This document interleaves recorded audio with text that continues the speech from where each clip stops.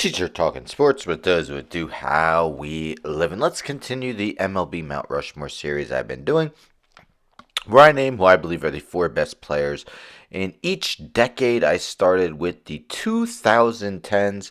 Now we are back to the 1940s, and the 40s was an interesting decade because a lot of excellent players missed a few seasons due to being part of the military for World War II, and that's the case for three of the four guys I included in the Mount Rushmore. So let's take a look at who I included, and we'll go into further detail about the four players in a bit. But anyhow, the four guys on the Mount Rushmore, alphabetical order by last name: Joe DiMaggio, Stan Musial, Hal Newhouser, and Ted Williams.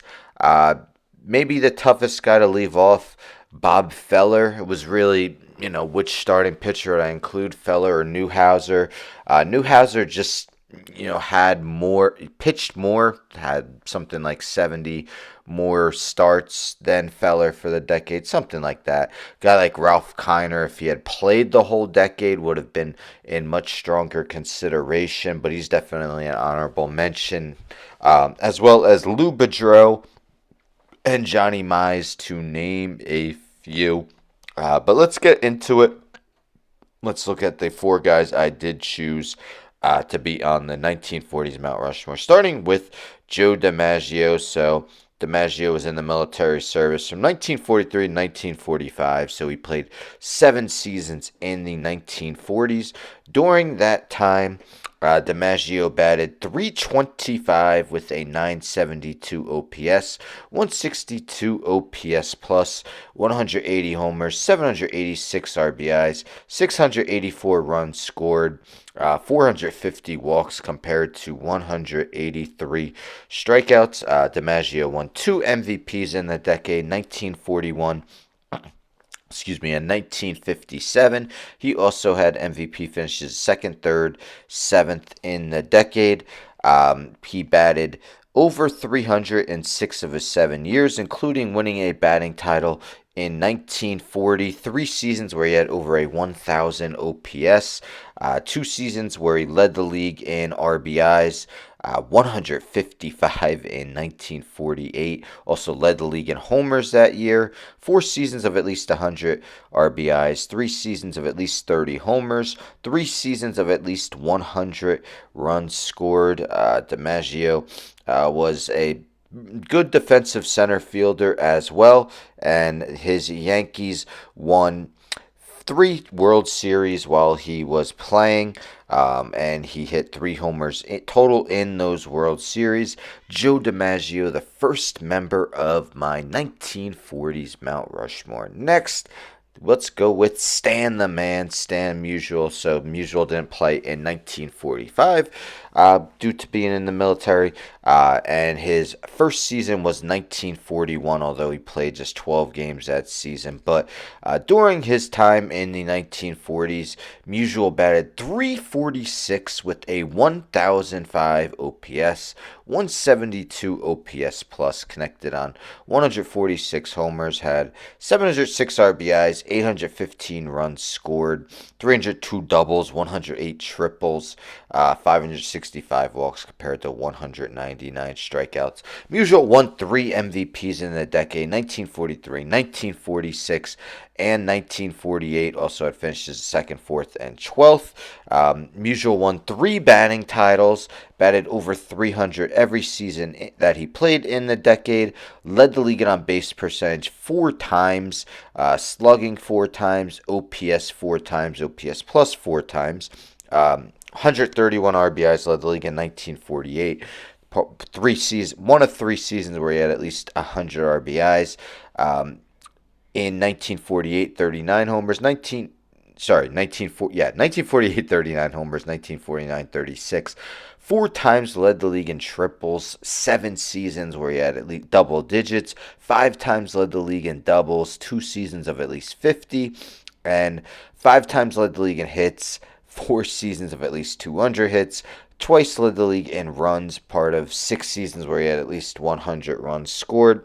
The St. Louis Cardinals won 3 World Series in the decade 1942, 1944, and 1946. So Stan Musial also made my 1950s Mount Rushmore so good that he was also included in the 1940s. Next, the starting pitcher I have on here, that is Hal Newhouser.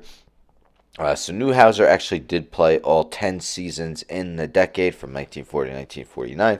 For the decade, Newhouser went 170 and 118 with a 2.84 ERA. So started 305 of the 377 appearances. He had 31 shutouts, 181 complete games, even 15 saves, 1,579 strikeouts in the decade.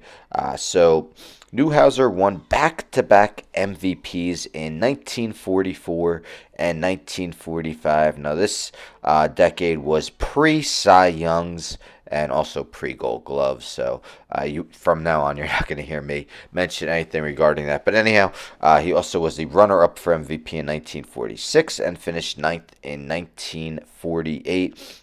4 times, Newhouser led the league in wins in the decade, including 29 in 1944. In his 2 MVP seasons, I'm sorry, 1945, he had a 1.81 ERA, led the league. 1946 also led the league with a 1.94 ERA. Finished first and second MVP respectively those seasons. In 5 of the seasons had under a 3 ERA.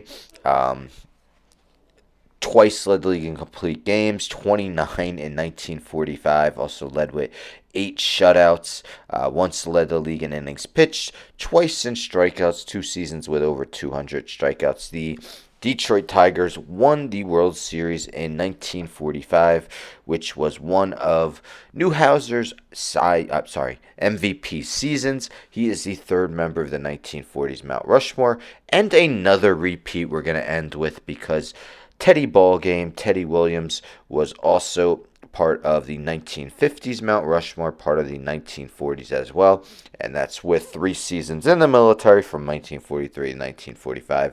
But in the 7 other seasons in the 40s, Ted Williams batted .356 with a .496 on base percentage, 1,143 OPS, 201 OPS plus, 234 homers, 893 RBIs, 951 runs scored, 994 walks to 312 strikeouts, so over a 3-to-1 walk to strikeout ratio. Williams won 2 MVPs in the decade, 1946 and 1949. Also finished as the runner-up 3 times and 3rd once.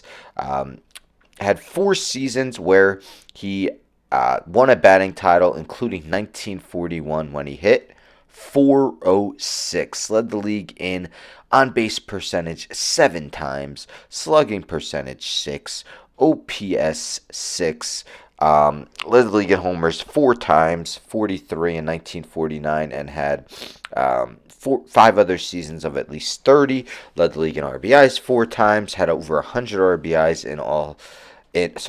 Had over 100 RBIs in all 7 seasons he played for the decade, and he actually had 4 other seasons of 30 homers for the 1940s and that 43 homer season. But led the league in runs 6 of his 7 seasons in the decade. Led the league in doubles in 1948 and 1949. I mean, had a .553 on base percentage in 1941. That season he had a 1,287 OPS. Baseball Reference credits him as leading the AL in WAR 5 times in the decade, including 3 seasons with over a 10 WAR. Ted Williams, the 4th member of my 1940s Mount Rushmore. So let me know in the comments if you agree, disagree. Not an easy one to do. And tomorrow we will be doing the 1930s. I haven't decided how far I'm going to go back. I've been leaning towards stopping at the 1900s because that was the beginning of the World Series era. So that's what I'm leaning towards doing. But that's, not set in stone as of now. But anyhow, don't forget to subscribe. Tell a friend, tell a friend, tell a friend to subscribe. Like the video, share the video, hit the bell for notifications. I'm out.